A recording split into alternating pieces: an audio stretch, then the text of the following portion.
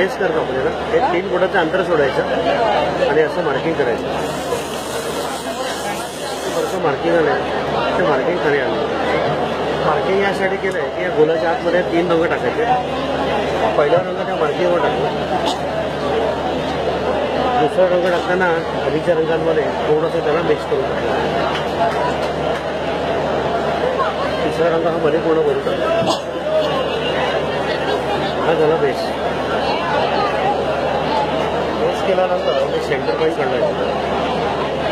तर सेंटर आणि डिझाईनच्या सेंटर आपण एकमेकांना फक्त मॅच केलं. आता जाळीवरती पांढरा, पिवळा आणि पोपटी हे रंग फिक्स आहेत. डिझाईन कोणताही असलं तरी लाईट कलर असल्यामुळे हे बेसला वापरायचे नाही. सुरुवातीला हिरवा रंग मी बाहेर फिरवला.